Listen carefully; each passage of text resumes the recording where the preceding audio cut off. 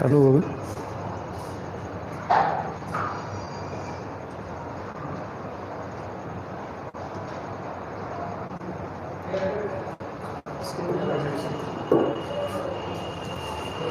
नमस्ते दोस्तों।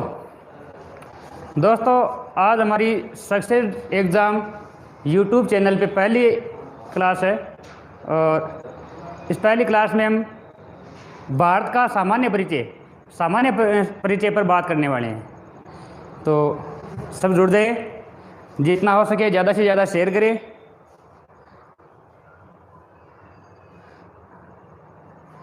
Good evening. हाँ, मनीष जी आ रही है। जय भीम। राम राम। लालचंद वर्मा, हेलो। हाँ, लालचंद वर्मा है, गोपाल जाखड़ है, मनीष, योगेश जी सैनी है, सुनीता, इतने जुड़ चुके हैं। और जितना हो सके ज़्यादा से ज़्यादा शेयर करो अब, ताकि क्लास शुरू कर सकें। आप शेयर करो, तब तक मैं भारत का जो सामान्य परिचय में सबसे पहले मैं शुरू कर रहा हूँ।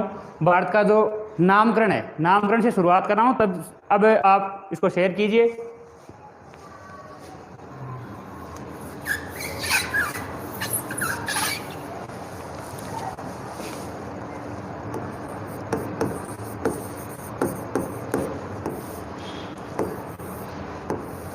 सबसे पहले हमारा टॉपिक लग रहा है नामकरण।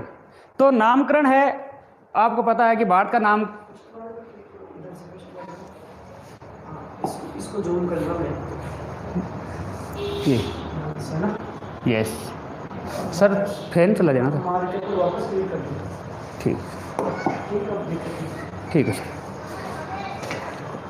हाँ, तो दोस्तों नामकरण है, नामकरण पे हम चर्चा कर रहे हैं।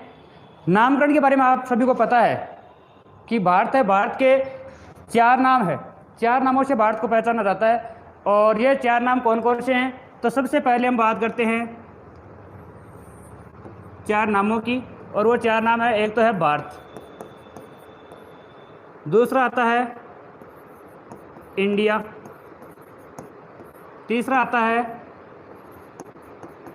आर्यव्रत, और चौथा आता है हिंदुस्तान। तो ये जो नाम है, ये नाम किस आधार पर हम इनका नामकरण करते हैं, कैसे इनका नाम बढ़ता है, इस पर हम चर्चा करें। तब तक आप जितना हो सके शेयर करो।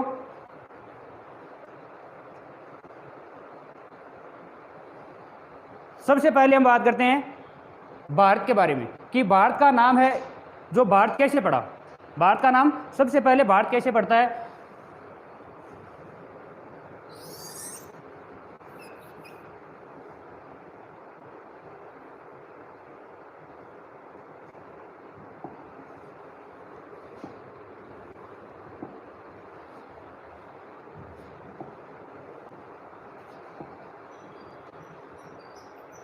भारत नाम कैसे पड़ता है? तो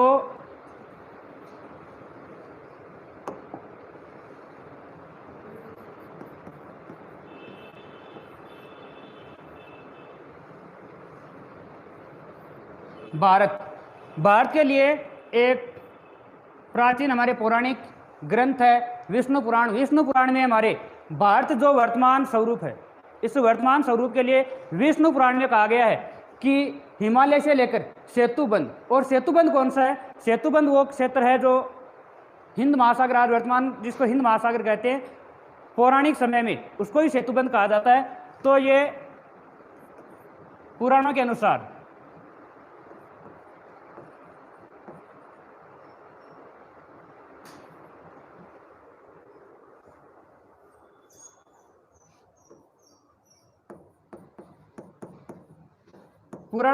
क्या है? तो पुराणों के अनुसार रहता है भारत है, भारत पुराण एक विष्णु पुराण।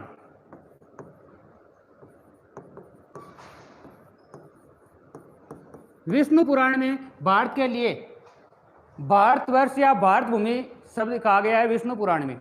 इसके बाद में भारत के लिए और क्या प्रमाण मिलता है भारत कहने का? तो और प्रमाण मिलता है वो हमारे ऋग्वेद में।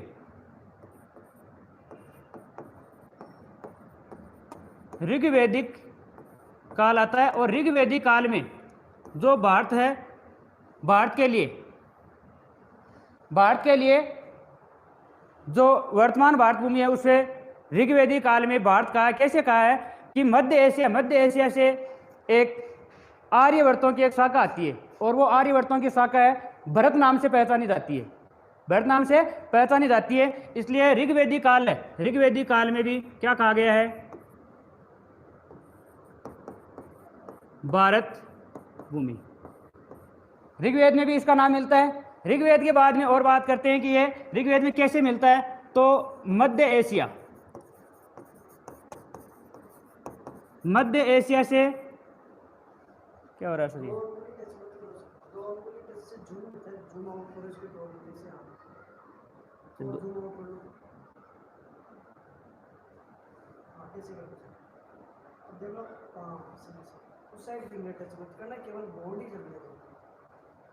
इस साइड फिंगर टच हो रहा है, ठीक है।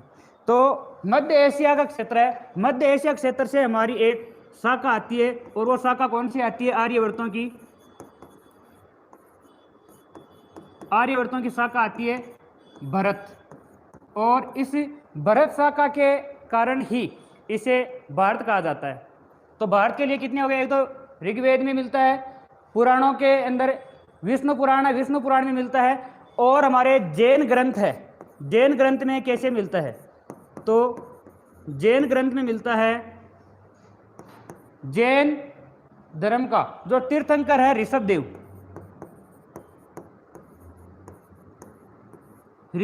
है, ऋषभदेव का ज्येष्ठ पुत्र, ऋषभदेव का ज्येष्ठ पुत्र जिसका नाम मिलता है भरत। एक ऋषभदेव है, ऋषभदेव के ज्येष्ठ पुत्र भरत के नाम पर वर्तमान भारत भूमि है, इसको भारत कहा जाता है। यानी ये भी एक महान सम्राट बने थे, महान शासक बने थे। इसी के कारण इनका नाम वर्तमान जो स्वरूप है, इस क्षेत्र पे इन्होंने शासन किया था, शासन करने के कारण वर्तमान जो भारत है इसको भारत कहा गया। एक हमारे आता है शकुंतला,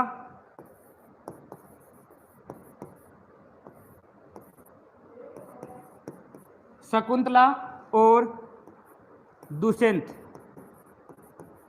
शकुंतला और दुष्यंत इनका पुत्र है जो महान सम्राट बना था, महान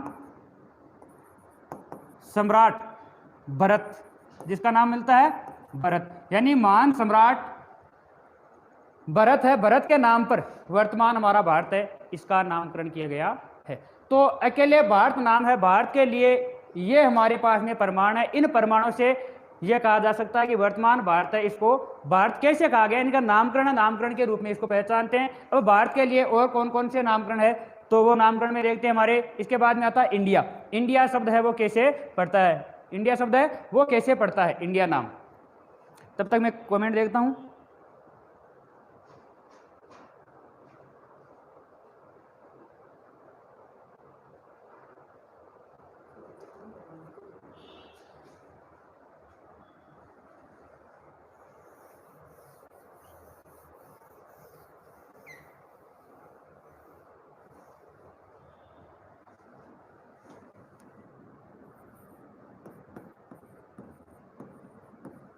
इंडिया है, इंडिया के लिए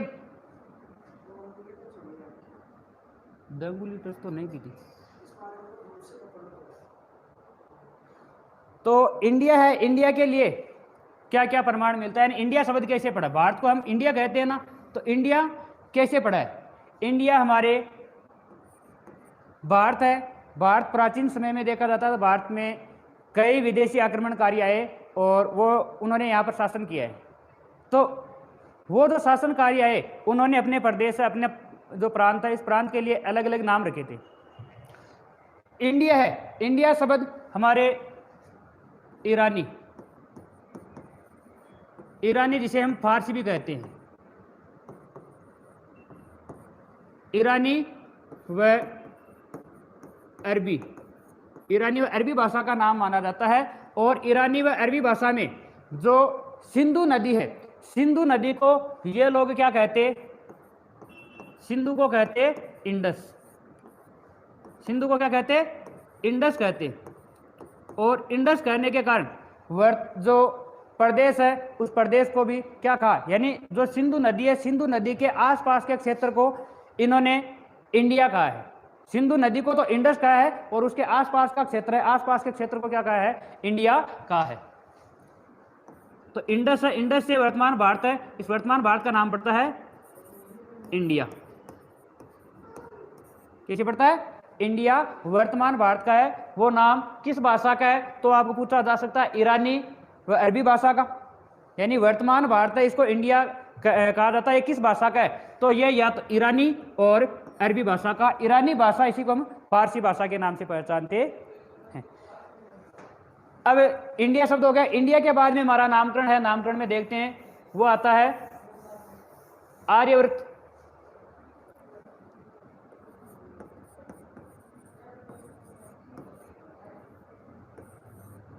आर्यव्रत जो है वो हमारे मध्य एशिया, मध्य एशिया में निवास करते थे। कहाँ निवास करते, मध्य एशिया भाग में। और इस मध्य एशिया भाग है,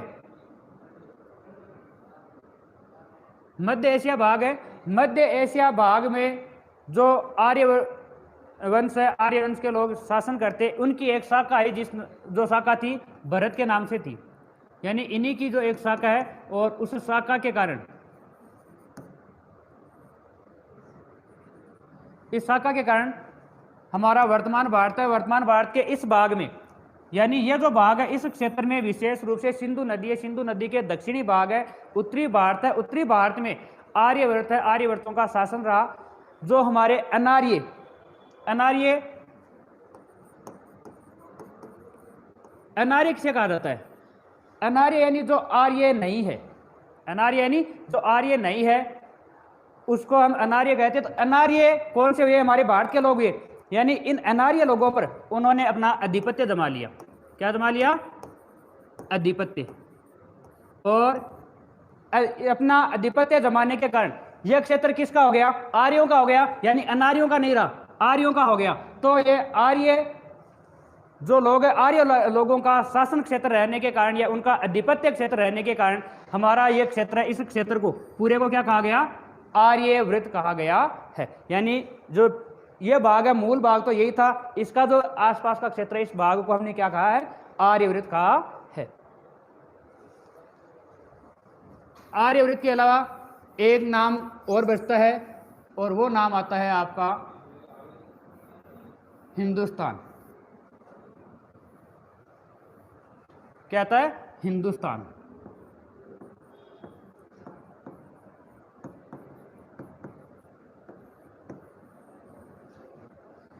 हिंदुस्तान है, ये हिंदुस्तान नाम कैसे पड़ता है, भारत का नाम हिंदुस्तान कैसे पड़ता है, तो हिंदुस्तान भी हमारी सिंधु नदी के कारण ही पड़ता है। किसके कारण पड़ता है, सिंधु नदी के कारण। यानी इंडिया शब्द है वो भी सिंधु नदी के कारण ही पड़ता है, और हिंदुस्तान शब्द है वो भी सिंधु नदी के कारण ही पड़ता है। सिंधु नदी है, सिंधु नदी को ये हमारे ग्रीक भाषा यानी ग्रीक लोग या यूनानी कह सकते हैं। यूनानी लोग है, यूनानी लोग जो भाषा बोलते हैं उस भाषा को कहा जाता है ग्रीक भाषा। क्या कहा जाता है, ग्रीक भाषा कहा जाता है। तो जो यूनानी लोग है वो यूनानी लोग हमारे भारत का क्षेत्र है, इस भारतीय क्षेत्र में जो सिंधु नदी इस भाग से बहती है, सिंधु नदी इस भाग से बहती है, इस क्षेत्र को इन्होंने सिंधु को तो कहा, यानी इनका जो मूल क्या था कि ये सैको है बोला करते। जैसे हमारे नागौर के क्षेत्र के जो लोग हैं, नागौर या जो मारवाड़ क्षेत्र के जो लोग हैं वो सैको है बोलते। आपने देखा होगा कि मारवाड़ क्षेत्र में जाते हैं तो वो सड़क नहीं हड़क बोलते हैं, सुना होगा आपने, सड़क नहीं वो हड़क बोलते हैं। वैसे ही जो यूनानी लोग हैं ये यूनानी लोग सैको है बोलते हैं। अब सैको है बोलेंगे तो सिंधु का नाम क्या हो जाएगा, हिंदू। सिंधु का नाम क्या हो जाएगा, हिंदू। यानी ये इस नदी है, इस नदी को क्या कहते थे, हिंदू। और इसके आसपास के क्षेत्र में जो निवास करने वाले जो लोग हैं इन लोगों को ही इन्होंने क्या कहा, हिंदू कहा है, यानी हमारा जो धर्म है हिंदू, तो वह हिंदू कैसे बना है, यानी सिंधु को हिंदू का, और इसके आसपास के क्षेत्र में निवास करने वाले जो लोग हैं, इन लोगों को इन्होंने क्या कहा, हिंदू का। और हिंदुओं का निवास स्थान होगा, हिंदुओं का निवास स्थान होगा, तो इस निवास स्थान से क्या बन जाएगा, हिंदू प्लस स्थान, यानी क्या हो जाएगा, हिंदुस्तान। क्या हो जाएगा, हिंदुस्तान। तो ये तो थी बात नामकरण को लेकर।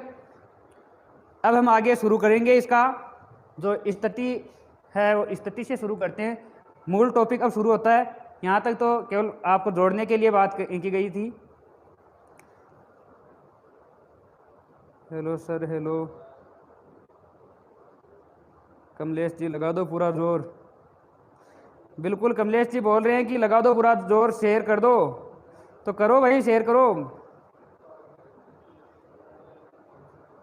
BL Verma Sikar, love you sir.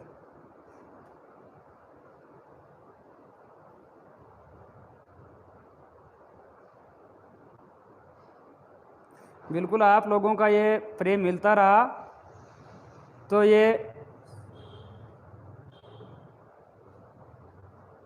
प्रगति है, रुकेगी नहीं।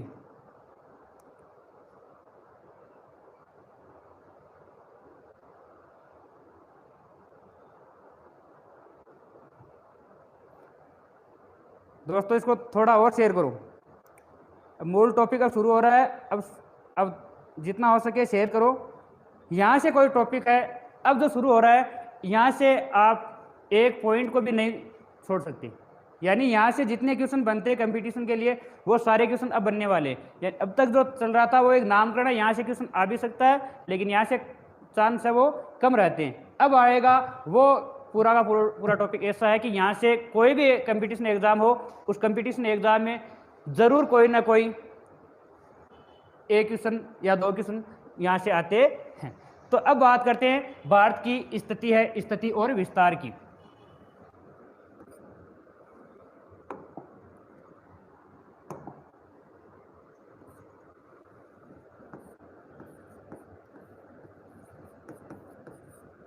स्थिति व विस्तार, स्थिति व विस्तार है, ये स्थिति क्या है, किस प्रकार हमारा यानी किस अक्षांश और देशांतर के बीच में भारत स्थित है, कितने डिग्री का विस्तार है, कितने डिग्री अक्षांशीय या देशांतरीय भारत का विस्तार है। तो अब यहाँ से आपको एक तो रटना है या फिर समझना है, यानी रटने का तथ्य आपने सभी बुक में सभी गाइड में मिल चुका है, लेकिन मैं आज जो करवा रहा हूँ यहाँ से आप मेरा मानना है कि आपको एक भी ऐसा कोई बिंदु नहीं रहेगा, कोई भी तथ्य नहीं रहेगा जो समझ में नहीं आएगा, यानी समझा के जाऊंगा। जब तक समझ में नहीं आएगा मैं पीछा नहीं छोड़ने वाला।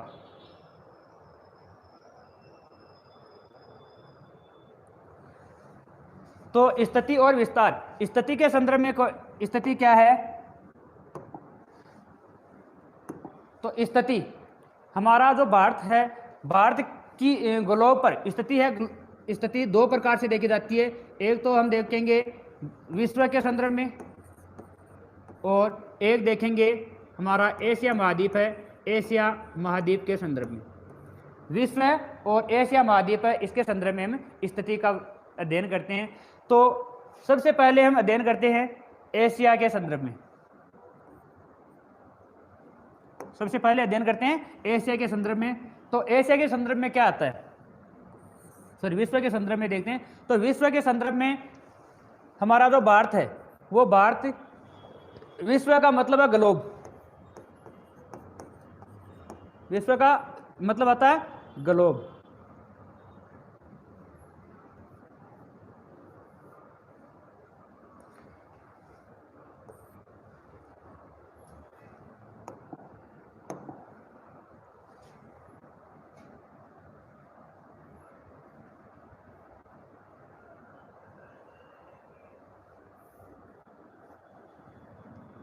ग्लोब है, ग्लोब पर आपको पता है भूमध्य रेखा क्या है, कर्क रेखा क्या है, ग्रीनविच रेखा क्या है? तो सबसे पहले ग्लोब है, ग्लोब पर हम बात करते हैं। एक तो होगा अक्षांश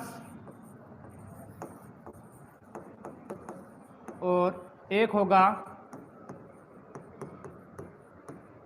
देशांतर। तो सबसे पहले अक्षांश के लिए बात करते हैं। अक्षांश होती क्या है?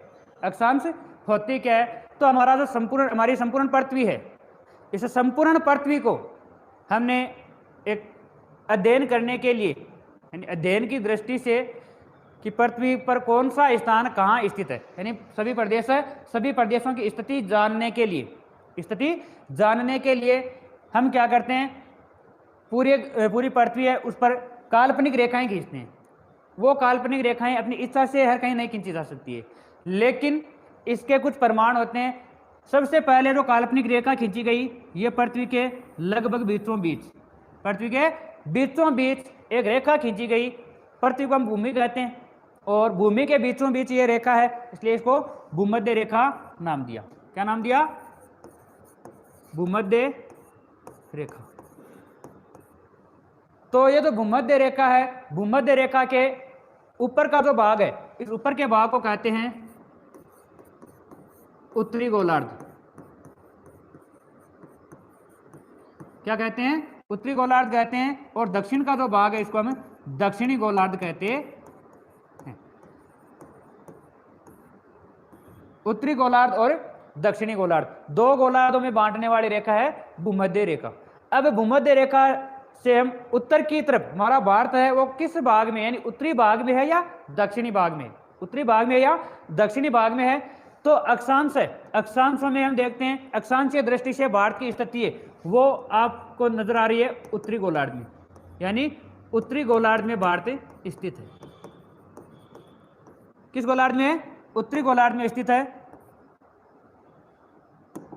और उत्तरी गोलार्ध में स्थित होने का मतलब क्या है कि भूमध्य रेखा है, इस भूमध्य रेखा से लेकर यहाँ पर 90 डिग्री जो रेखा है, 90 डिग्री उत्तरी अक्षांश है, इसके बीच का ये जो भाग है, इस भाग में कहीं पर भी हो सकता है, यानी भारत इस भाग में कहीं पर भी हो सकता है।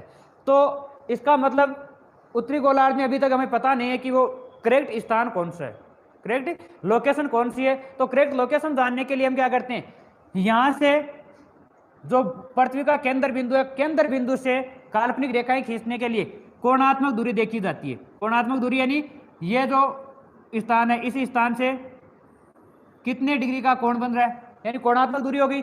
अब ये कोणात्मक दूरी है, जितने डिग्री का कोण बन रहा है उतने डिग्री का कोण इस साइड भी बनाएंगे।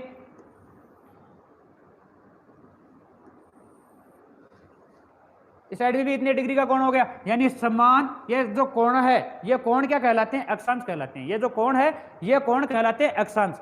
और समान अक्षांशों को मिलाने वाली जो रेखा होती है, उस रेखा को कहते हैं अक्षांश रेखा। इसे कहते हैं अक्षांश रेखा कहा जाता है। यहां तक ये तो समझ में आया ना कि अक्षांश होता क्या है। हम पढ़ते हैं कि अक्षांश रेखा, अक्षांश रेखा, लेकिन अक्षांश होता क्या है? सबसे पहले काल्पनिक रेखा खींची गई पृथ्वी के बीचों बीच, वो भी पूर्व से पश्चिम, पूर्व पश्चिम खींची गई है। पूर्व पश्चिम जो खींची गई है उत्तरी और दक्षिणी गोलार्धों में विभाजित करती है। और यहाँ जो पृथ्वी के केंद्र बिंदु से पृथ्वी की सतह पर भूमध्य रेखा के सापेक्ष जितने डिग्री का कोण बनता है, जितना एंगल बनता है, उसको हम अक्षांश कहते हैं। और समान अक्षांश हो जाएंगे, यानी पूर्वी और पश्चिमी, पूर्वी और पश्चिमी दो समान अक्षांश, समान अक्षांशों को मिलाने वाली जो रेखा होती है उसको हम अक्षांश रेखा कहते हैं। क्या कहते हैं? अक्षांश रेखा कहते हैं। तो अब ये जो अक्षांश रेखाएं हैं, ये अक्षांश रेखाएं कुल कितनी हो सकती है? ये 90 डिग्री है और ये आपका केंद्र बिंदु है। इस केंद्र बिंदु से यहाँ पर कितने डिग्री का कोण बन सकता है? अंतिम 90 डिग्री का कोण बन सकता है, यानी कुल 90 अक्षांश होगी। अब इन 90 अक्षांशों में हमारी भारत की स्थिति है। हमारे भारत की स्थिति कहाँ पर है? भारत की स्थिति कहाँ पर है? तो देखते हैं, उत्तरी गोलार्ध में अक्षांशों के अनुसार लगभग भारत की लोकेशन है यहाँ पर मिलती है।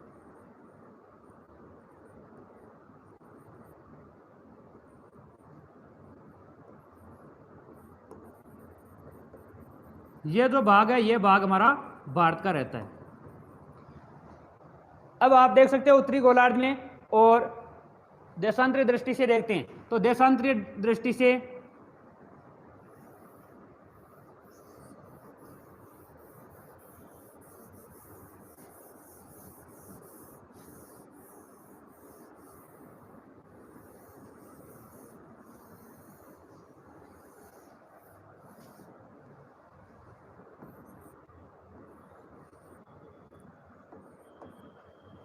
देशांतरीय दृष्टि है, देशांतर 90 डिग्री उत्तरी अक्षांश और 90 डिग्री दक्षिणी अक्षांश को मिलाने वाली काल्पनिक रेखा है, उसको हमने नाम दिया है 0 डिग्री देशांतर। 0 डिग्री देशांतर नाम दिया, या इसको ग्रीनविच या फिर कह सकते हैं मध्याह्न, प्रधान मध्याह्न या मोतर रेखा भी कह सकते हैं। तो जो ग्रीनविच रेखा है, यह ग्रीनविच रेखा के द्वारा जो पूरा ग्लोब है, पूरा ग्लोब पूर्वी गोलार्ध, पूर्वी गोलार्ध तथा पश्चिमी गोलार्ध, पूर्वी गोलार्ध और पश्चिमी गोलार्ध दो भागों में विभाजित होता है। यह भूमध्य रेखा है, पूर्वी गोलार्ध और पश्चिमी गोलार्ध दोनों भागों में विभाजित हो रहा है। तो भारत हमने देखा कि भारत है, भारत इस भाग में बताया था, यानी यह जो भाग है, यह भाग देशांतरों की दृष्टि से कौन से गोलार्ध में आता है? देशांतरों की दृष्टि से पूर्वी गोलार्ध में आता है। तो देशांतरों के रूप में देखा जाए तो भारत हमारा पूर्वी गोलार्ध में है। किस गोलार्ध में है? पूर्वी गोलार्ध में स्थित है, पूर्वी गोलार्ध में स्थित है। अब इनकी जो करेक्ट स्थिति है, करेक्ट स्थिति देखते हैं। अभी तक हमने यही देखा है कि भूमध्य रेखा है, भूमध्य रेखा के उत्तर में, ग्रीनविच रेखा के पूर्व में, अर्थात ये किस प्रकार का हो गया? उत्तरी पूर्वी गोलार्ध। भारत की स्थिति है ग्लोब पर किस प्रकार की है? ग्लोब पर स्थिति हो गई उत्तरी पूर्वी गोलार्ध के रूप में, यानी उत्तरी पूर्वी गोलार्ध के रूप में हम पढ़ते हैं कि भारत की स्थिति है ग्लोब पर उत्तरी पूर्वी गोलार्ध में है। तो कैसे है यह समझ में आ गया कि भूमध्य रेखा के अनुसार यानी अक्षांशों के अनुसार देखते हैं तो उत्तर में है, और ग्रीनविच रेखा के अनुसार देखते हैं तो ये पूर्व में। यहां तक कोई डाउट है? कोई डाउट है तो क्वेश्चन करो।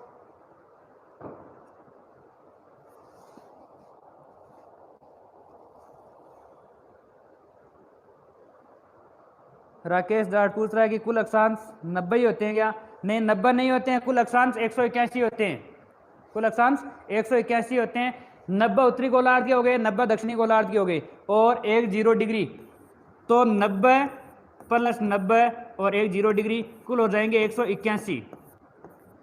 कुल अक्षांश होते हैं 181 होते हैं। 90 केवल एक गोलार्ध में होता है।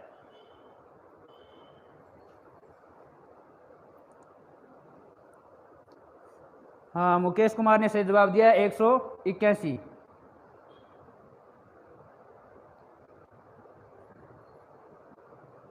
विजेंद्र सिंह चरणों में प्रणाम। प्रणाम भाई। नीरू शेवदाव, यस। हाँ, तो अब हम हमारे भारत की स्थिति ग्लोब पर देखते हैं कि किन अक्षांशों और किन देशांतरों के मध्य स्थित है।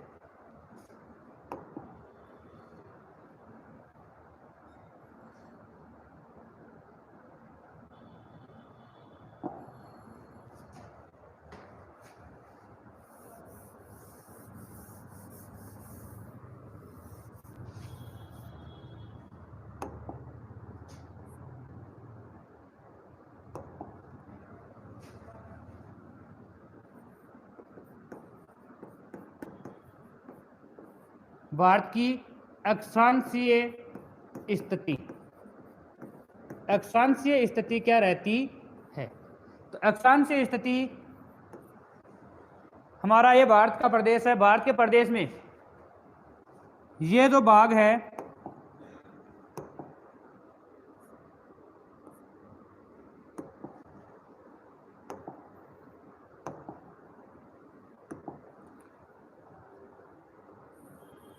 एक तो ये भाग है और एक ये भाग। अब इनके बीच में ये जो भाग है ये तो हमारे भारत की मुख्य भूमि है। भारत की क्या है? मुख्य भूमि है। और यहाँ पर मैप में दर्शाया नहीं है, लेकिन हमारे यहाँ पर कुछ द्वीपों का समूह पाया जाता है, कुछ द्वीपों का समूह पाया जाता है। आरबीएससी के अनुसार 246 द्वीप है, 246 द्वीप है हमारी बंगाल की खाड़ी में, जिसको हम क्या कहते हैं, अंडमान निकोबार द्वीप समूह है। क्या कहते हैं, अंडमान निकोबार द्वीप समूह। अंडमान निकोबार द्वीप समूह है। इसका दक्षिणी एक द्वीप है, दक्षिणी द्वीप को कहा जाता है ग्रेट निकोबार। क्या कहा जाता है, ग्रेट निकोबार। ग्रेट निकोबार का जो दक्षिणी स्थान है, दक्षिणी बिंदु है, उस दक्षिणी बिंदु का नाम पड़ता है इंदिरा पॉइंट। क्या नाम पड़ता है, इंदिरा पॉइंट, या इसको कहते हैं पिग्मेलियन, पिग्मेलियन पॉइंट या पार्सन पॉइंट, पिग्मेलियन पॉइंट या पार्सन पॉइंट। तो यहाँ पिग्मेलियन पॉइंट या पार्सन पॉइंट है, ये आप देख सकते हैं कि मुख्य भूमि इसके दक्षिण का है, इसके दक्षिण का है।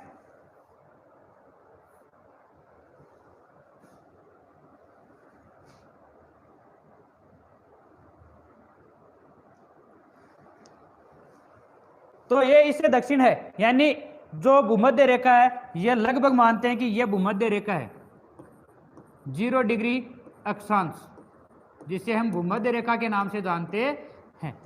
इस 0 डिग्री अक्षांश से जैसे हम उत्तर की तरफ बढ़ते हैं, उत्तरी गोलार्ध में, तो ये पहले स्थान कौन सा आ रहा है, पिग्मेलियन पॉइंट वाला आ रहा है, इंदिरा पॉइंट या पार्सन पॉइंट के नाम से जिसे जाना जाता है। यहां पर जो अक्षांश है, यह कौन सी अक्षांश गुजरेगी, यहां पर कौन सी अक्षांश गुजरेगी, तो यह अक्षांश होगी 0 डिग्री के बाद में 6 डिग्री 45 मिनट, 6 डिग्री 45 मिनट उत्तरी अक्षांश, 6 डिग्री 45 मिनट उत्तरी अक्षांश।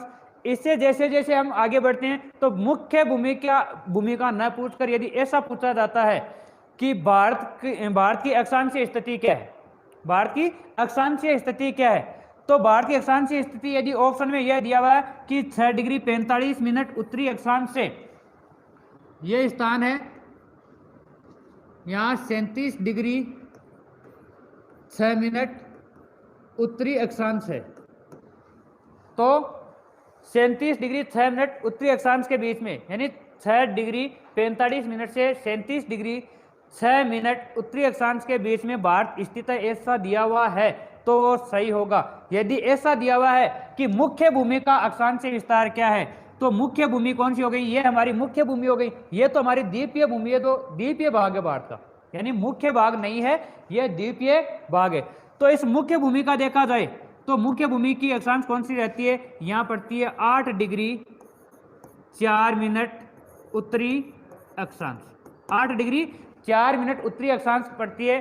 तो 8 डिग्री 4 मिनट से 37 डिग्री 6 मिनट उत्तरी अक्षांश, ये क्या है, मुख्य भूमि है, यानी मुख्य भूमि की अक्षांशीय स्थिति है वो है 8 डिग्री 4 मिनट से लेकर 37 डिग्री 6 मिनट। अब इसका ये बिंदु कौन सा है, ये तो हमने देख लिया कि जो भारत का दक्षिणतम, यानी ये दक्षिणी नहीं है, ये दक्षिणतम बिंदु है। क्या है, दक्षिणतम बिंदु। दक्षिणतम बिंदु कौन सा है, इंदिरा पॉइंट, या इसको पिग्मेलियन पॉइंट भी कह सकते हैं।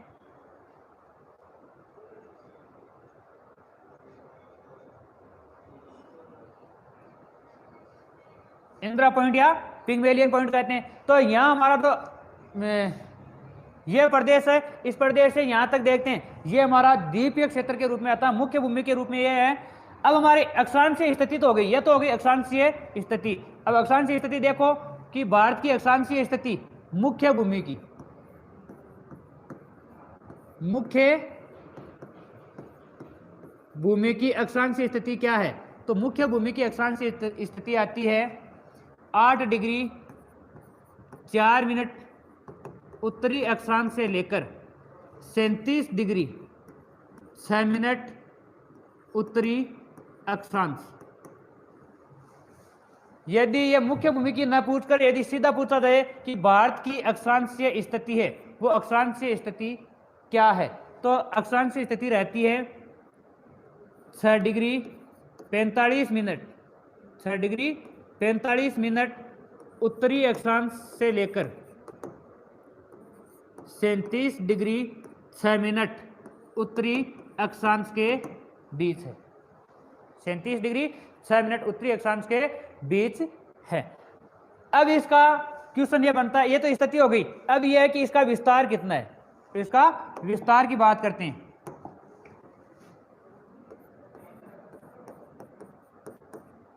अक्षांशीय विस्तार, तो अक्षांशीय विस्तार कैसे ज्ञात करते हैं और कितना रहता है हमारे भारत का, वो हम देखते हैं।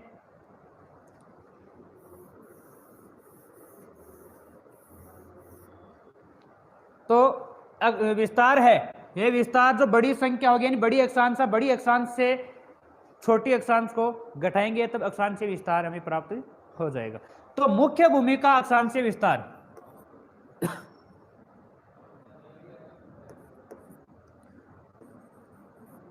मुख्य भूमि का अक्षांशीय विस्तार क्या है?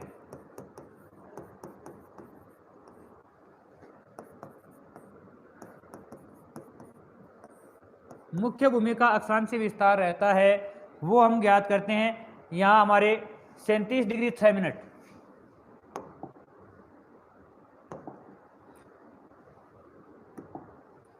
37 डिग्री 6 मिनट से घटाएंगे 8 डिग्री 4 मिनट, कितना प्राप्त हुआ?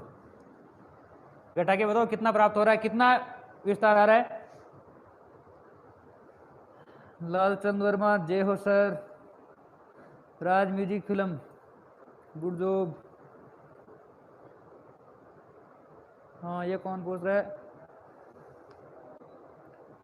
महालक्ष्मी स्टूडियो। उत्तरतम बिंदु इंद्राकोल, यस, उत्तरतम बिंदु इंद्राकोल ही है।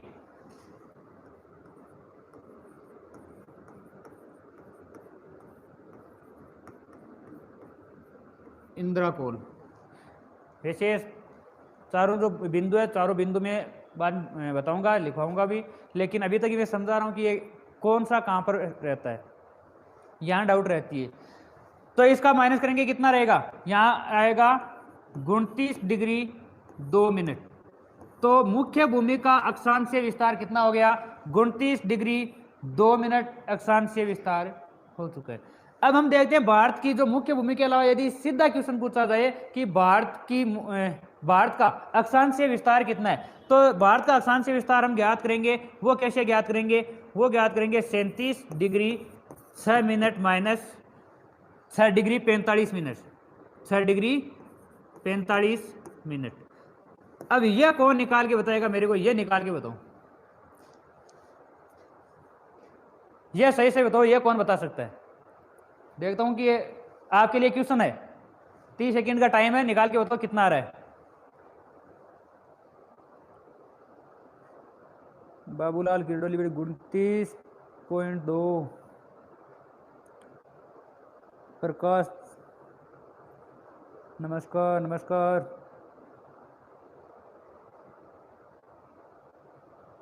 BL वर्मा शिखर, हाँ जल्दी से कमेंट करके बताओ कि ये भारत का अक्षांशीय विस्तार कितना आ रहा है। मुख्य भूमि का अक्षांशीय विस्तार तो मैंने बता दिया कि 29 डिग्री 2 मिनट आ रहा है, लेकिन ये निकाल के बताओ कैसे आएगा और कौन निकालेगा, ये कौन बताएगा?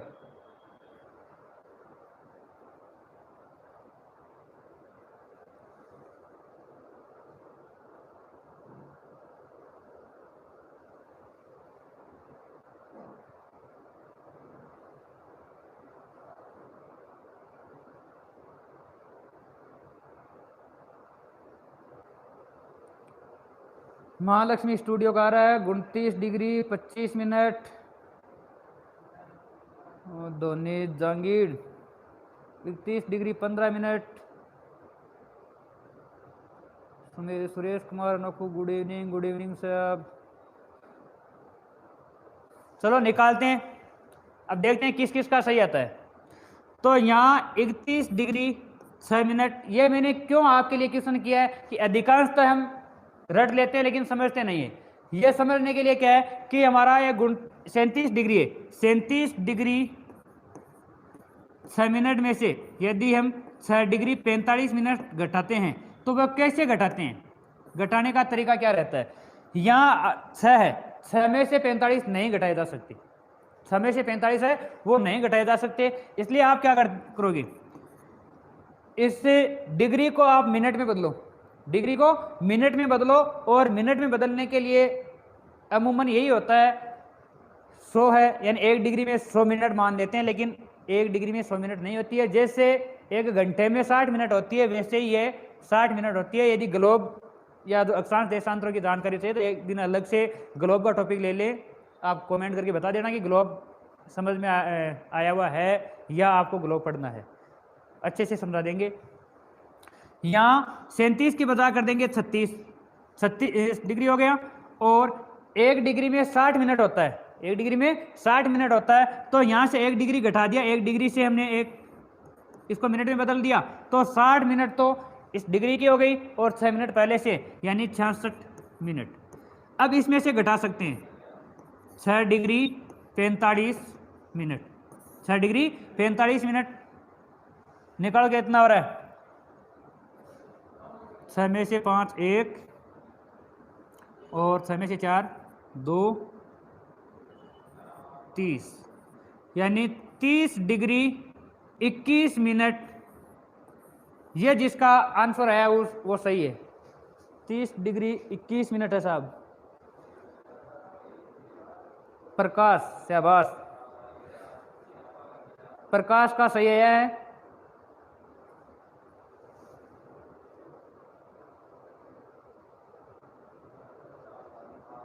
राज काव्या 30 डिग्री 2 मिनट। अब देख सकते हो किसका सही है और किसका सही नहीं है, देख लेना ये। अब अक्षांश स्थिति के रूप में यदि हम भारत के संदर्भ में बात करते हैं तो अक्षांश है भारत के लिए कौन सी एक अक्षांश महत्वपूर्ण होती है। अक्षांश है, कुछ अक्षांश होती है तो महत्वपूर्ण होती है।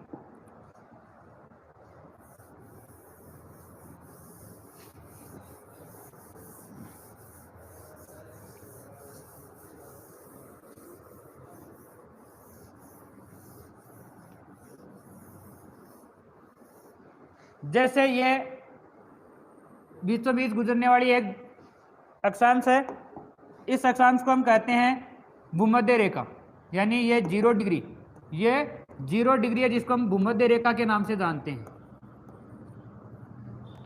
ये एक महत्वपूर्ण अक्षांश है। इसके बाद में हमारे एक आती है 23.5 डिग्री, 23.5 डिग्री यानी 23 डिग्री 30 मिनट उत्तरी अक्षांश, और एक आती है 23 डिग्री 3 मिनट 30 मिनट दक्षिणी अक्षांश। तो ये जो 23 डिग्री 3 मिनट 30 मिनट उत्तरी अक्षांश है, इसको तो हम कहते हैं कर्क। वैसे हम कर्क रेखा बोलते हैं, कर्क रेखा नहीं होती है, कर्क वृत्त होता है। यह 23 डिग्री 30 मिनट है, इसको हम कहते हैं मकर। इसके अलावा ये हमारा जो अक्षांश है 66.5 डिग्री, ये उत्तरी अक्षांश, और ये 66.5 डिग्री दक्षिणी अक्षांश। ये भी मुख्य कैसे कि आपने देखा होगा ग्लोब को, ग्लोब हमेशा झुका हुआ रहता है, ग्लोब है वो अपने अक्ष पर झुका हुआ रहता है, यानी ये इसका अक्ष है, मूल अक्ष है, यहाँ से झुका हुआ रहता है। और कितना झुका हुआ रहता है, तो यानी ये हमारे यहाँ 23.5 डिग्री झुका हुआ रहता है, और ये 90 डिग्री में से 23.5 घटाया 66 डिग्री। तो जिस झुकाव है, झुकाव के कारण इसको हम मुख्य मानते हैं, झुकाव के कारण क्या मानते हैं, मुख्य मानते हैं। तो ये 66.5 डिग्री और उत्तरी दक्षिण ये कौन सी हो गई, ये हो गई आर्कटिक। ये 66.5 डिग्री जो मुख्य है इसको हम कहते हैं अंटार्कटिक।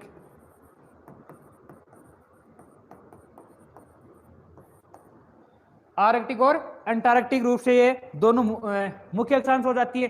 तो अब हमारा जो भारत है, भारत के लिए क्वेश्चन आता है कि कौन सी मुख्य अक्षांश भारत से गुजरती है, इनमें से कौन सी गुजरती है, बताओ कौन सी गुजरती है।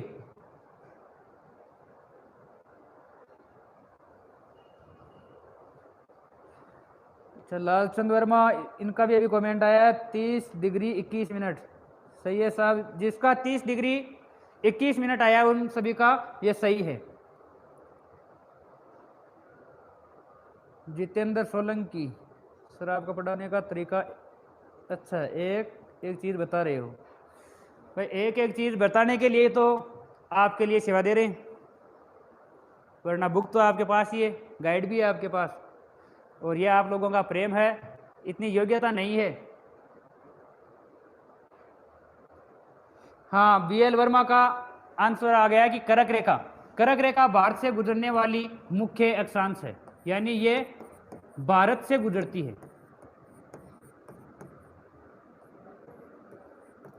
भारत से गुजरती है, इसके इसीलिए ये भारत के लिए एक महत्वपूर्ण अक्षांश हो जाती है। वैसे तो हमने देखा है कि लगभग 30 डिग्री 21 मिनट में तो 30 डिग्री अक्षांश है, कम से कम 30 अक्षांश भारत से गुजरती है, लेकिन इनमें से कर्क रेखा ये हमारे लिए एक मुख्य हो जाती है। क्यों? पूरी पृथ्वी पर ये मुख्य है, पूरे ग्लोब पर ये मुख्य है, तो हमारे भारत के लिए भी एक मुख्य अक्षांश बन जाती है। अब देखते हैं कि भारत के लिए मुख्य अक्षांश जो कर्क रेखा है, ये कर्क रेखा हमारे भारत के कौन कौन से क्षेत्र से गुजरती है।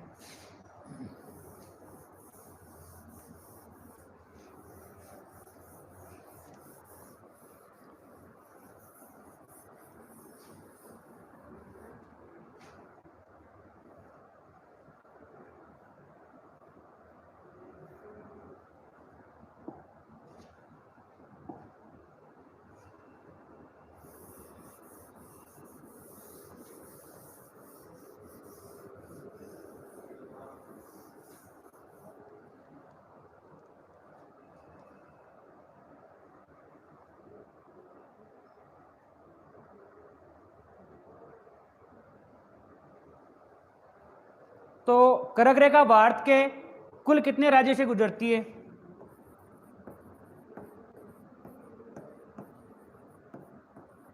कर्क रेखा और भारत, यानी भारत के संदर्भ में कर्क रेखा की क्या स्थिति रहती है।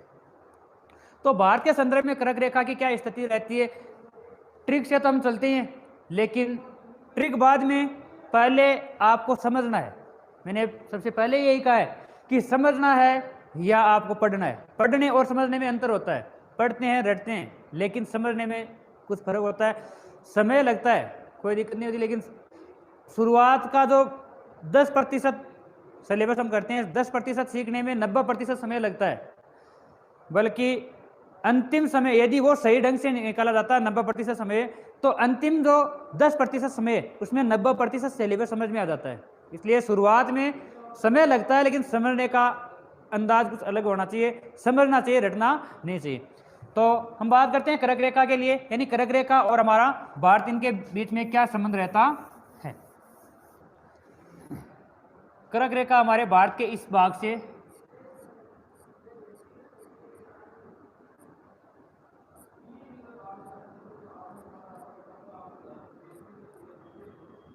ऐसे गुजरती है। यह कर्क रेखा है भारत के कुल कितने राज्यों से गुजरती है, तो कुल 8 राज्यों से गुजरती है, कुल 8 राज्यों से। 8 राज्य कौन कौन से हैं, 8 राज्य कौन कौन से हैं, तो सबसे पहले आता है आपका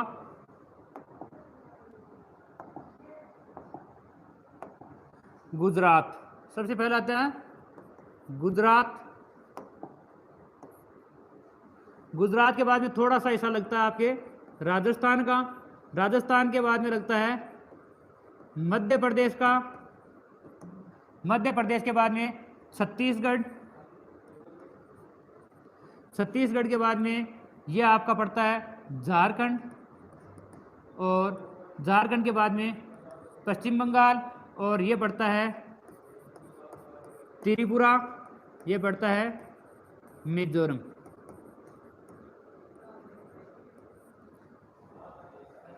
तो ये कुल कितने राज्य हो गए? 8। 1 2 3 4 5 6 7 और 8। आपको मैप है, मैप में राज्यों की स्थिति है, राज्यों के लोकेशन है, उसके बारे में पता होना चाहिए। जब मैप में राज्यों की स्थिति के बारे में पता है तो ये कोई बड़ी बात नहीं है कि इनका क्रम, यानी आप ट्रिक से याद करते हो तो ट्रिक है वो क्रम नहीं बताती है।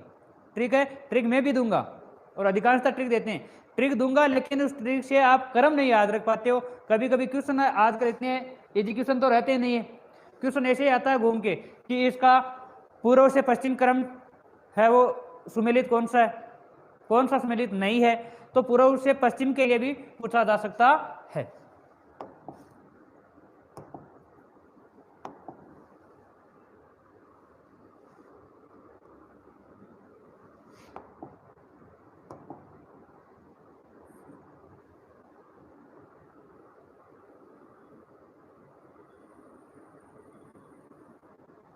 एक बार कर्क रेखा को मैं पूरी बना देता हूं कि वे कौन कौन से राज्य से कैसे गुजरती है। यह कर्क रेखा है,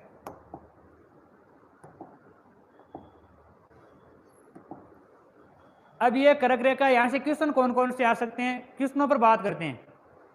ज्यादा आपको नॉलेज देने से अच्छा है कि आप क्वेश्चन है किस प्रकार के क्वेश्चन आ सकते हैं। तो ये पहला क्वेश्चन तो बनता है कितने राज्यों से गुजरती है, तो राज्य कितने हो गए? राज्य हो गए 8। 8 राज्यों में सबसे पहले, यानी पूर्व से या पश्चिम से पूछा जा सकता है, तो सबसे पहले पूर्व में किस राज्य में? सबसे पहले मिजोरम, सबसे पहले कौन सा है? मिजोरम है। और यदि पश्चिम से पूछा जाए तो पश्चिम से सबसे पहले कौन सा आता है? आपका गुजरात आता। क्लियर है? इसके बाद में आता है कि सबसे ज्यादा यानी सर्वाधिक लंबाई, कर्क रेखा की सर्वाधिक लंबाई किस राज्य में है और न्यूनतम लंबाई किस राज्य में है। तो सर्वाधिक लंबाई पड़ती है, वो पड़ती है आपके मध्य प्रदेश में। सर्वाधिक लंबाई पड़ती है मध्य प्रदेश में। यदि यही क्वेश्चन आपसे यह पूछा जाए कि न्यूनतम लंबाई किस राज्य में है, तो न्यूनतम लंबाई आप बताओ कि किस राज्य में है? मनोज कुमार लूना, दयालपुरा की धरती से नमस्कार।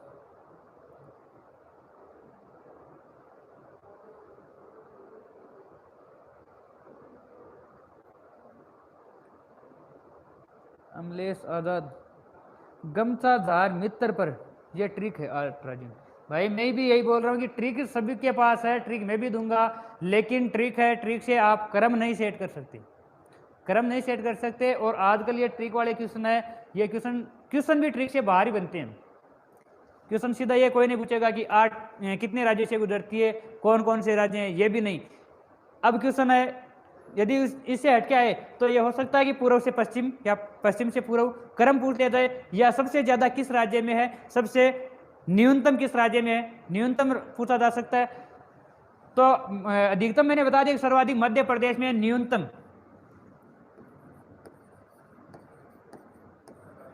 न्यूनतम पड़ता है राजस्थान में। और राजस्थान में इसकी जो लंबाई रहती है वो लंबाई रहती है 26 किलोमीटर। राजस्थान हमारा राज्य है, इसलिए राजस्थान के बारे में पूरी जानकारी चाहिए। तो 26 किलोमीटर राजस्थान में इसकी कुल लंबाई है। और राजस्थान में कौन कौन से जिलों से गुजरती है, तो राजस्थान में डूंगरपुर और एक पड़ता है बांसवाड़ा। डूंगरपुर और बांसवाड़ा 2 जिलों से गुजरती है।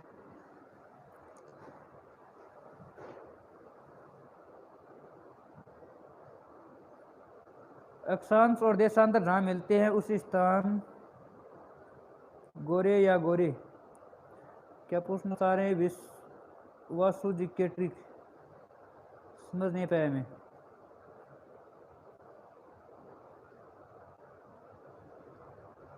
दीपक चौधरी, अक्षांश और देशांतर जहां मिलते हैं वो राज्य आपको अभी बताऊंगा, रुको, पूरा वो भी बताऊंगा, रुको अभी।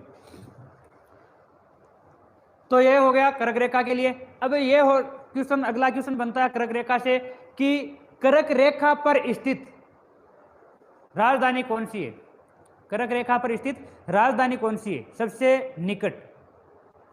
कर्क रेखा पर, मैं कर्क रेखा के नजदीक ऐसे सीधी नहीं पूछ रहा हूं, कर्क रेखा पर स्थित राज्य की पूछ रहा हूं। तो कर्क रेखा पर स्थित कौन से राज्य की राजधानी सबसे निकट है? तो ये हमारा झारखंड है। झारखंड की राजधानी मिलती है हमें, वो राजधानी है रांची। झारखंड के यहां रांची, ये सबसे यानी कर्क रेखा पर स्थित राजधानी है। इसके अलावा मध्य प्रदेश, मध्य प्रदेश की भोपाल, मध्य प्रदेश की भोपाल राजधानी है। ये दोनों है, ये दोनों की दोनों कर्क रेखा पर स्थित राजधानी है। अब क्वेश्चन ये है कि कर्क रेखा पर स्थित राज्य की दूरस्थ राजधानी कौन सी है? जिस राज्य से कर्क रेखा गुजरती है उस राज्य की राजधानी है और वो कर्क रेखा से दूर है, वो कौन सी है?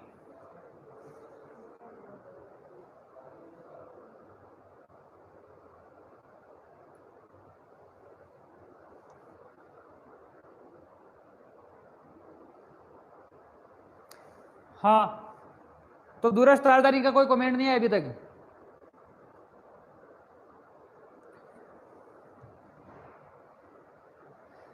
कर्क रेखा पर स्थित राज्य की दूरस्थ राजधानी वो पड़ती है राजस्थान की जयपुर।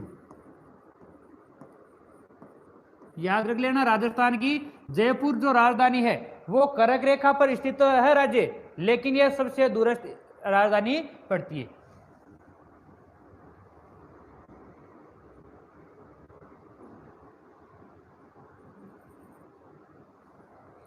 अब यह है कि कर्क रेखा है, कर्क रेखा से सबसे दूर स्थित राजधानी, कर्क रेखा से दूर, कर्क रेखा पर नहीं पूछ रहा, कर्क रेखा से पूछ रहा हूं सीधी। कर्क रेखा पर स्थित दूरस्थ राजधानी तो जयपुर है, लेकिन कर्क रेखा से दूरस्थ राजधानी कौन सी है? सबसे दूर राजधानी कौन सी है? बताओ देखिए।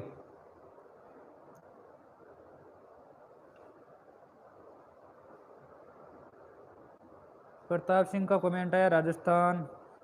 अच्छा, राजस्थान की राजधानी जयपुर सही है। नेमित चंद लूणा, सर आप बहुत सुंदर हो।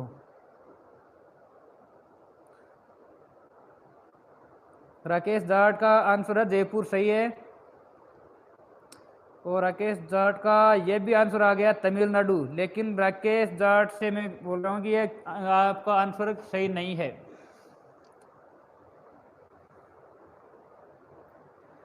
तमिलनाडु सही नहीं है। मैं राजधानी पूछ रहा हूँ, राज्य नहीं पूछ रहा, राजधानी पूछ रहा हूँ।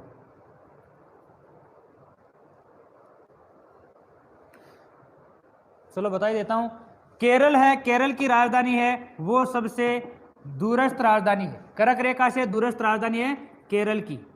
और ये केरल की राजधानी ये पड़ती है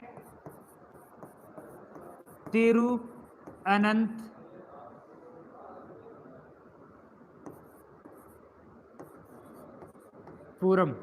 तिरुअनंतपुरम पड़ती है। कहीं कहीं पर इसका नाम आपको त्रिवेंद्रपुरम भी मिलता है, त्रिवेंद्रपुरम, त्रिवेंद्रपुरम भी मिलता है।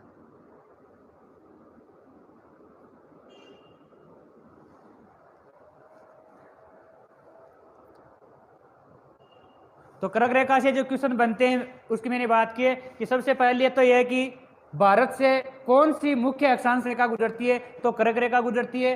और ये कर्क रेखा भारत के कितने राज्यों से गुजरती है? तो कितने राज्य से हो गई? ये हो गई 8 राज्य से हो गई। इसके बाद में सर्वाधिक किस राज्य से गुजरती है? 8 राज्य कौन कौन से हैं? तो 8 राज्यों की आपको ट्रिक्स एक ने भेज भी दी है और ट्रिक में भी बता देता हूं कि 8 राज्य कौन से। तो राम झाके 6 पंगु मित्र, राम झाके 6 पंगु मित्र है। तो राम झाके 6 पंगु मित्र से राजस्थान, मध्य प्रदेश, झारखंड के साइलेंट रहेगा, छत्तीसगढ़, पश्चिम बंगाल, गुजरात, मिजोरम और त्रिपुरा। लेकिन ये मैं बोल रहा हूँ कि ये क्रम सेट नहीं करती है। क्रम सेट करने वाली राजधानी ट्रिक होनी चाहिए, तो क्रम सेट करने वाली आप देख लेना। लेकिन सबसे अच्छी बात तो यह है कि जितने राज्य हैं उनकी लोकेशन का पता होना चाहिए, ट्रिक की आवश्यकता नहीं रहती है। तो ये तो अक्षांश के बारे में हो गई। अब बात करते हैं देशांतरीय स्थिति के लिए, कि भारत है, भारत की गलों पर हम स्थिति देख रहे हैं, तो देशांतरीय स्थिति क्या रहेगी।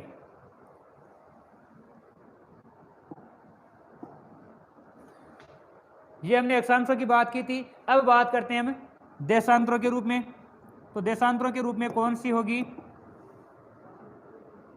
जो उत्तरी ध्रुव से लेकर दक्षिणी ध्रुव को मिलाने वाली, उत्तरी ध्रुव से लेकर दक्षिणी ध्रुव को मिलाने वाली जो काल्पनिक रेखा है, भूमध्य रेखा, या जो जितने भी अक्षांश है, यानी सभी अक्षांशों के लंबवत खींची जाने वाली, उत्तरी ध्रुव को दक्षिणी ध्रुव से मिलाने वाली वो काल्पनिक रेखा जो अक्षांशों के लंबवत हो, उन सभी को हम कहते हैं देशांतर रेखा।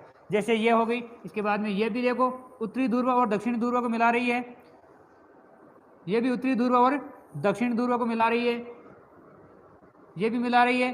तो इस प्रकार हमारी ये स्थिति है। यानी ये जो देशांतर है, देशांतर की परिभाषा के रूप में यदि आपको पूछते तो कोई नहीं, लेकिन समझने के लिए है कि उत्तरी ध्रुव से दक्षिणी ध्रुव को मिलाने वाली वो काल्पनिक रेखा जो सभी अक्षांशों के लंबवत रहती है। अब भारत के संदर्भ में बात करते हैं, तो भारत की देशांतरीय स्थिति है वो कहाँ रहती है। अभी बात की थी कि भूमध्य रेखा है वो उत्तर की तरफ, यानी उत्तरी गोलार्ध में छोड़ता है, और ग्रीनविच रेखा है ये छोड़ता है पूर्वी गोलार्ध में। तो ये स्थिति हो गई, उत्तर पूर्व में है। तो अब भारत के लिए देखते हैं कि भारत के लिए क्या बनता है।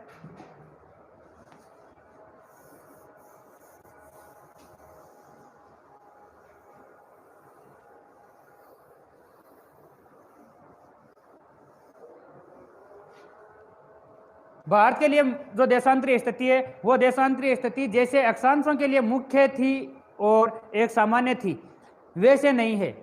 मुख्य और सामान्य के रूप में नहीं है, देशांतरों के लिए तो पूरी यानी एक ही रहेगी। तो देशांतरीय स्थिति के रूप में ये हमने देखा है कि जो 0 डिग्री है, यानी लगभग हम मान लेते हैं, लगभग मान लेते हैं कि ये जो स्थिति है वो 0 डिग्री वाली है।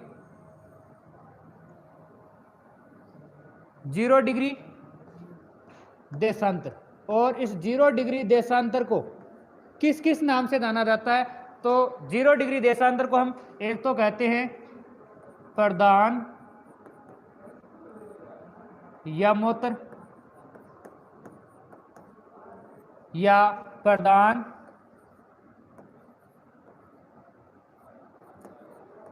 देशांतर, या प्रधान यमोत्तर, और प्रधान मध्याह्न देशांतर भी कहते हैं। लेकिन इससे हमें कोई ज़्यादा भारत के संदर्भ में इसकी कोई आवश्यकता नहीं रहती है।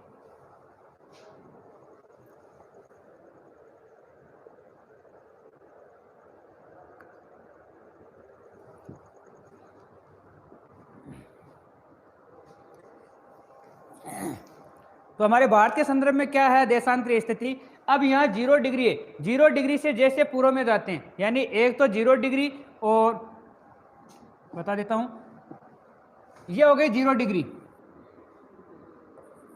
ये 0 डिग्री हो गई, और 0 डिग्री के विपरीत दिशा में पीछे की साइड में होगी 180 डिग्री, 180 डिग्री। यानी यहाँ 0 है तो 0 के बाद में 1 2 3 ऐसे चलते हुए अंतिम में इसके पीछे वाली जो विपरीत दिशा है वहां तक जाएंगे, 180 डिग्री हो जाएगी। कितनी हो जाएगी? 180 डिग्री। तो 0 डिग्री और 180 डिग्री मिलकर ये एक गोलार्ध का निर्माण करती है।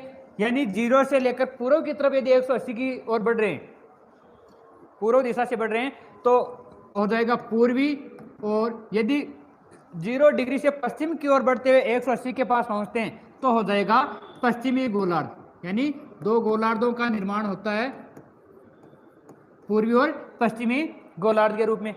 अब हमें हमारा भारत है, वो भारत हमने देखा है कि पूर्वी गोलार्ध में आता है। किस गोलार्ध में आता है? पूर्वी गोलार्ध में आता है। पूर्वी गोलार्ध में, तो पूर्वी गोलार्ध का जो हिस्सा है पूर्वी गोलार्ध में आता है। पूर्वी गोलार्ध में कितना बढ़ने के बाद यानी कितनी देशांतर रेखाएं पार करने के बाद में भारत की स्थिति आती है। तो 0 के बाद में 1 2 3 इस प्रकार से आगे जैसे जैसे बढ़ते हैं हमारा ये भारत का अंतिम स्थान आता है। ये अंतिम स्थान, इस अंतिम स्थान है, इस अंतिम स्थान का नाम तो रहता है गौहर माता या कहीं पर मिलता है गुहार मोती, गौहर माता या गुहार मोती। किस राज्य में पड़ता है? गुजरात में। किस राज्य में पड़ता है? गुजरात में पड़ता है। यहां से ये जो स्थिति है ये स्थिति रहती है 68 डिग्री 7 मिनट पूर्वी गोलार्ध में है, इसलिए ये हो गई पूर्वी देशांतर। क्या हो गई? पूर्वी देशांतर हो गई। क्यों? पूर्वी गोलार्ध में है इसलिए। पूर्वी गोलार्ध में होने के लिए पूर्वी देशांतर हो गई। यदि ये 0 डिग्री से पश्चिम की तरफ होता तो पश्चिमी देशांतर हो जाता, इसलिए ये पूर्वी देशांतर में है। अब 68 डिग्री 7 मिनट यहाँ है तो 68 से गुण 70 है, 70 80 85 ऐसे ऐसे आगे बढ़ते हैं तो 90। इसके बाद में हमारा अंतिम जो स्थान है, यह अंतिम स्थान यहाँ से एक देशांतर रेखा गुजरती है जो देशांतर आती है 97 डिग्री 25 मिनट पूर्वी देशांतर। 97 डिग्री 25 मिनट पूर्वी देशांतर।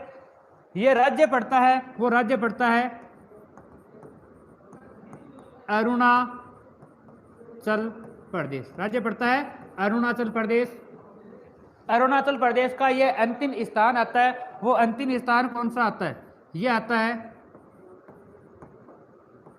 किबिथु, कहीं पर मिलता है किबुथु, कहीं पर किबुथु भी मिलता है। तो अरुणाचल प्रदेश का किबिथु स्थान, किबिथु सही माना जाएगा, कहीं कहीं पर मिलता है कुछ किताबों में। तो अरुणाचल प्रदेश में 97 डिग्री 25 मिनट हो गया। अब यहाँ हम देखते हैं कि कुल जो देशांतरीय स्थिति है, देशांतरीय स्थिति के बाद में विस्तार की बात करते हैं। यह तो थी देशांतरीय स्थिति।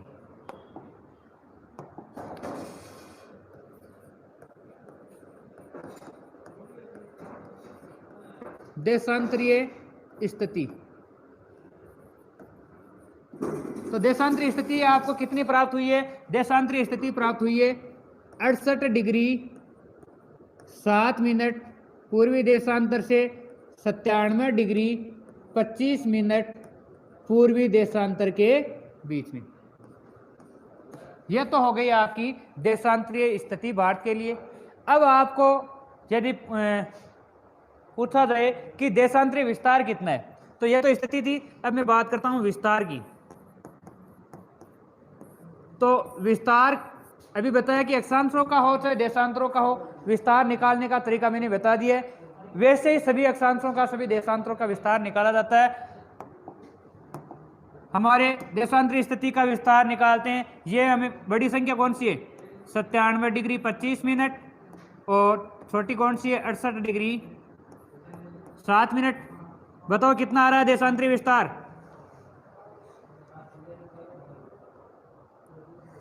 देशांतरों की संख्या 360 होगी, कम देश रहेगी।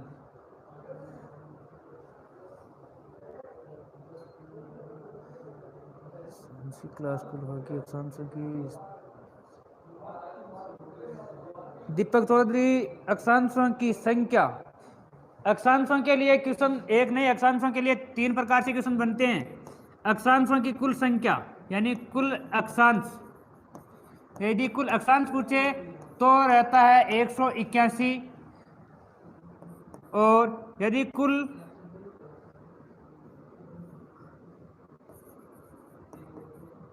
कुल अक्षांश रेखाएं पूछी जाए, रेखा के रूप में बात करें तब होती है 179। तो ये 2 प्रकार का क्वेश्चन हो गया कि कुल अक्षांश है, कुल अक्षांश की बात की जाए, केवल कुल अक्षांश ही पूछी जाए तब 181 होती है संख्या।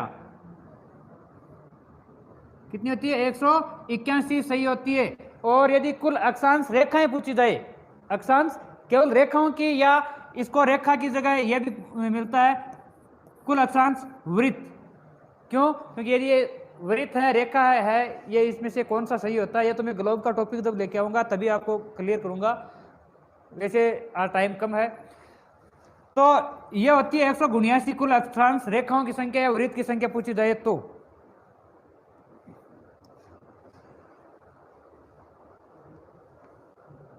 अगला कमेंट है अक्षांश रेखाओं की संख्या, ये हो गया।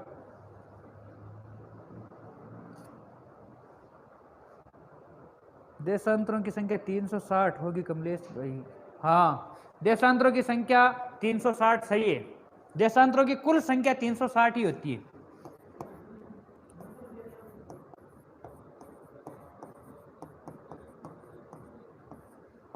कुल देशांतर 360। लेकिन मैंने क्वेश्चन छोड़ा था, ये इसका कोई जवाब आया क्या? Dhoni Jahangir 29 degree 18 minute, very good. Shravan Kumar देशांतर 360 ही हुए।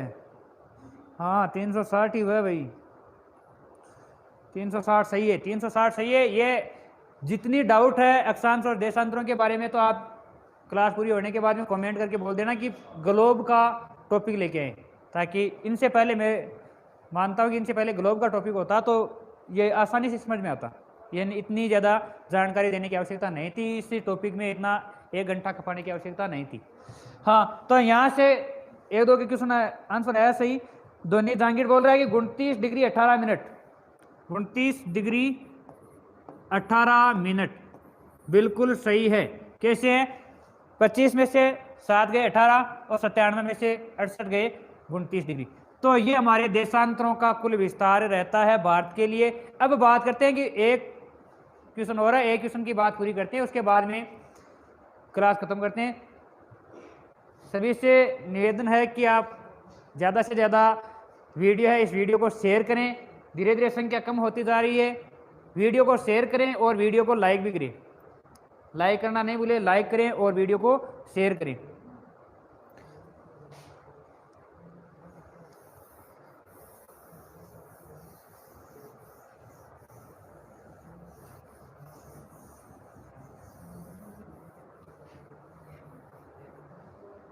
हाँ, तो देशांतरों के रूप में देखा जाए तो एक क्वेश्चन बनता है कि भारत से गुजरने वाली मुख्य देशांतर कौन सी है, या भारत की मुख्य देशांतर रेखा कौन सी है।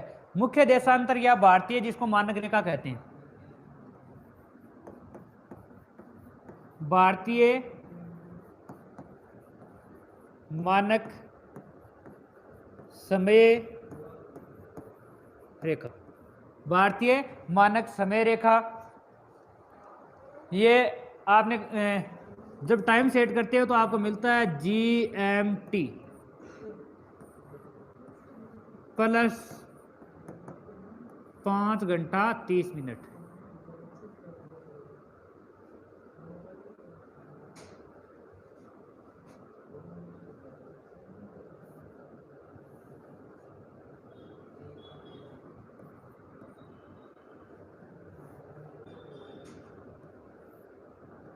पाँच घंटा 30 मिनट। ये क्या है, ये आपको समझने के लिए ग्लोब है, ग्लोब का टॉपिक देखना पड़ेगा। यानी GMT का मतलब ग्रीनविच मेन टाइम। ग्रीनविच है, ग्रीनविच रेखा पर जितना जो समय होता है उस समय के पूर्व में बढ़ते हैं तो समय बढ़ता है और पश्चिम में बढ़ते हैं तो समय घटता है। तो हमारा है यह ग्रीनविच रेखा है। ग्रीनविच रेखा से हमारी स्थिति है, वो स्थिति पूर्व की तरफ है। किस तरफ है? पूर्व की तरफ है। यानी ये 0 डिग्री है। 0 डिग्री के पूर्व में होने के कारण हमारा जो समय है वो समय बढ़ता है। तो GMT प्लस होगा या माइनस, यानी बढ़ता है तो प्लस होगा। कितना बढ़ता है? 1 डिग्री देशांतर है। 1 डिग्री देशांतर पार करने में 4 मिनट का समय लगता है। कितना लगता है? 4 मिनट का समय लगता है।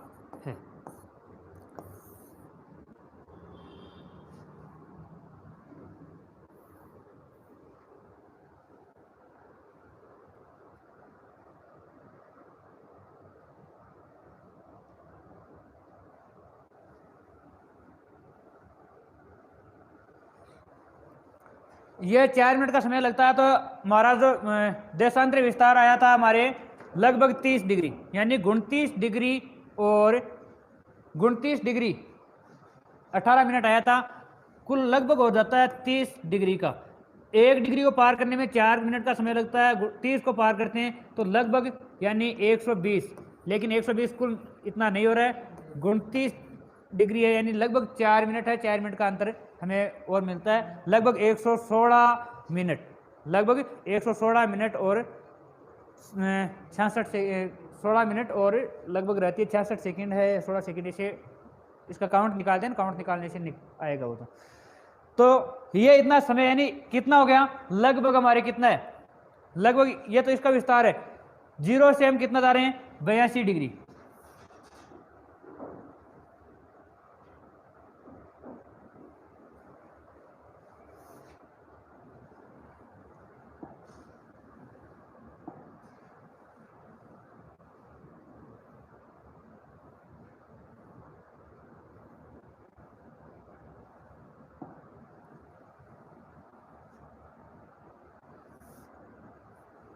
चलो नहीं मिल रहा है,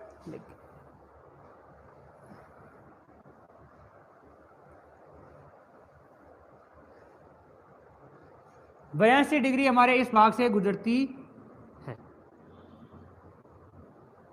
इस प्रकार से गुजरती है, भारत के लगभग मध्य से जो 82 डिग्री है, 82.5 डिग्री, 82.5 डिग्री पूर्वी देशांतर है, और इस पूर्वी देशांतर को हमने मान लिया है भारतीय मानक समय रेखा।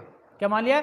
भारतीय मानक समय रेखा मान लिया है, और भारतीय मानक समय रेखा है ये 82.5 डिग्री है। कौन कौन से राज्यों से गुजरती है? पहला क्वेश्चन आता है तो 5 राज्यों से गुजरती है, थोड़ा समय कम है इसलिए। सुरेश रोयल 111.1 क्या पूछ रहे हैं? श्रवण कुमार 82.5 पूर्वी देशांतर। भाई 82.5 नहीं लिख सकते, देशांतरों में 5 नहीं आता। मैंने अभी बताया कि ये प्रॉपर नहीं है, इसमें 1 डिग्री में 60 मिनट ही होती है और 1 मिनट में 60 सेकंड होती है। देशांतर और अक्षांश दोनों में ये लागू होता है, इसलिए 5 नहीं 82.30 होगा, 82.30 होगा। तो ये हमारे ये तो भारतीय विस्तार है, विस्तार से इतना समय का अंतर आता है। कैसे? गुजरात और गुजरात के बाद में हमारा जो पड़ता है अरुणाचल प्रदेश, इन दोनों के बीच में आता है तब, यानी ये गुजरात और ये अरुणाचल प्रदेश, इनके बीच में है लगभग 116 पॉइंट कुछ समय है, निकालने से पता चलता है। तो ये तो इनके अंदर आ रहा है, लगभग 2 घंटे का अंतर आ रहा है। हमारे 0 डिग्री से जैसे पूर्व में जा रहे हैं लगभग 82 डिग्री का आ रहा है, तो 82 डिग्री 30 मिनट है, इसको 4 से गुणा करवाएंगे, लगभग 82 से करवाएंगे तो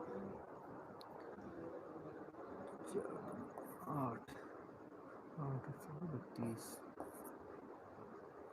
यानी ये 82 को 4 से गुणा करवाने पर आ रहा है 328 मिनट, और ये आधा ए को पार करने में 4 मिनट का समय लगता है, आधा डिग्री है उसको पार करने में 2 मिनट का समय लगेगा, तो यानी 2 प्लस कर दिया 330 मिनट। 330 मिनट में कितना हो रहा है? यानी 5 घंटा और 30 मिनट का समय बन रहा है, 5 घंटा और 30 मिनट का समय बनता जा रहा है। इसलिए हम लिखते हैं GMT प्लस 5:30, यानी GMT प्लस 5:30। आपने कभी टाइम सेट किया तो मिलता है, समझ में आया क्यों मिलता है? यानी हमारा दिल्ली है, हमारा जो भारत है, भारत का एक भारतीय मानक समय यानी भारत में माना गया समय है। ग्रीनविच रेखा है, ये जो देशांतर है, ये समय का निर्धारण करने के लिए बनाई गई है, और ये समय का निर्धारण करने के लिए एक तो होती है मध्याह्न या प्रधान या मोतन, जो ग्रीनविच से गुजरती है, पूरे विश्व का समय का निर्धारण होता है, और एक है होती है देशांतरों में मानक समय रेखा, एक होती है स्थानीय समय रेखा। तो मानक समय रेखा तो वो होती है जो किसी देश या कोई प्रदेश है, उस प्रदेश के लगभग मध्य से गुजरती है, और लगभग 7.5 डिग्री देशांतरों का अंतर वहां पर होना चाहिए। कितना? लगभग 7.5 डिग्री देशांतरों का अंतर होगा, तभी लगभग 30 मिनट का अंतर आता है।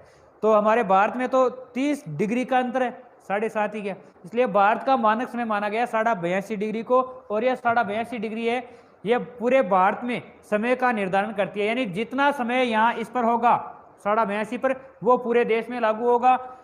अब ये कितने राज्यों से गुजरती है? तो कितने राज्यों से गुजरती है? 5 राज्यों से गुजरती है। 5 राज्य कौन से हो गए? उत्तर प्रदेश, उत्तर प्रदेश के बाद में मध्य प्रदेश,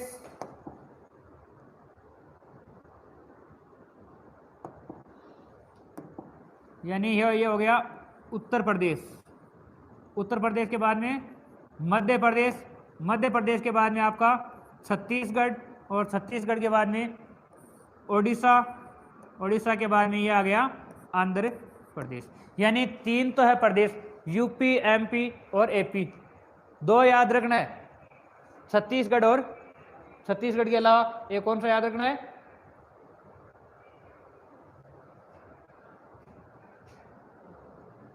छत्तीसगढ़ और उड़ीसा।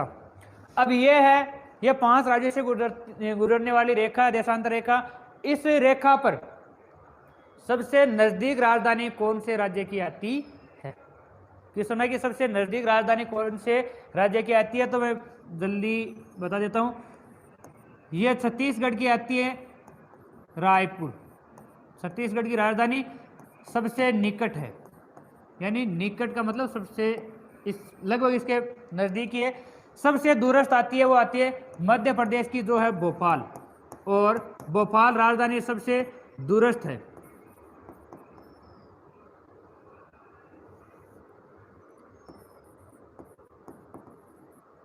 दूरस्थ राजधानी है।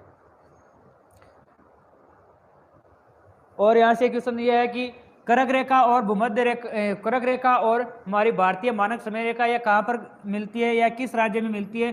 तो यह मिलती है छत्तीसगढ़ में। यानी कर्क रेखा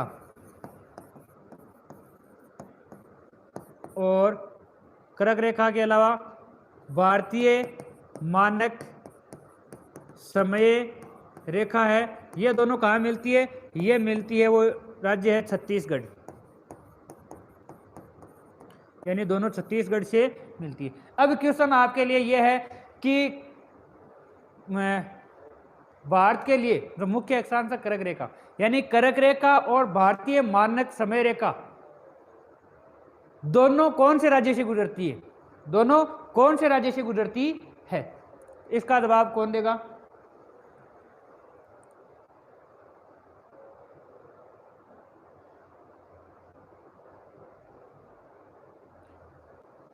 हाँ, ये भारत में इलाहाबाद, नैनी। हाँ, ये कहाँ से है? तो इसके लिए जो बनाया गया है वो केंद्र है, वो इलाहाबाद, इलाहाबाद, नैनी।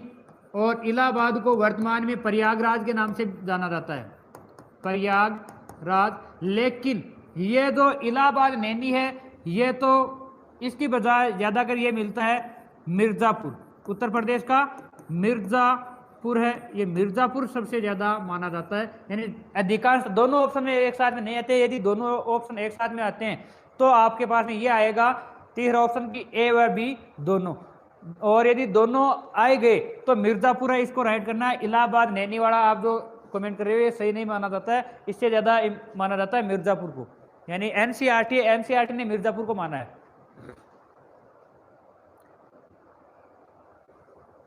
गुजरात से अरुणाचल के मध्य अंतर 2 घंटे का, हाँ लगभग 2 घंटे का है संदीप रणवा।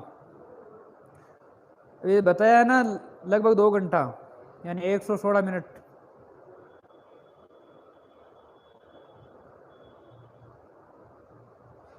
भाटी फतेहपुरा फुल सपोर्ट, बिल्कुल आप लोगों का सपोर्ट ही चाहिए, और सपोर्ट के लिए आपको अभी ये क्लास है, इसको शेयर करें और ज़्यादा से ज़्यादा वीडियो को लाइक करें।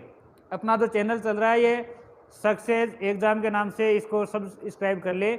हमारी ये जो लाइव क्लास है ऐसे कंटिन्यू बनाए रखने के लिए आप ज़्यादा से ज़्यादा आप हमें पुनर्बलन दें, ज़्यादा से ज़्यादा पुनर्बलन दें। यानी आपका जो रेस्पॉन्स होगा यही हमारे लिए पुनर्बलन है। आप पॉजिटिव सोच के साथ में यदि आप हमारे चैनल को सब्सक्राइब कर रहे हो, हमें जितना ज़्यादा रेस्पॉन्स दे रहे हो, तो उस रेस्पॉन्स के बल पे हम कार्य कर सकते हैं। नहीं, आज के लिए इतना काफ़ी है।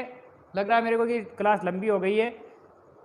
नेक्स्ट है, कल आपको भारत की जो सीमांकित देश है, यानी सीमावर्ती देश है, सीमावर्ती देशों के बारे में जानकारी देंगे। तो आप भी पढ़ के तैयार रहना, ताकि कोई भी क्वेश्चन पूछूं आप जल्दी जितना हो सके जवाब दो। ठीक है, धन्यवाद।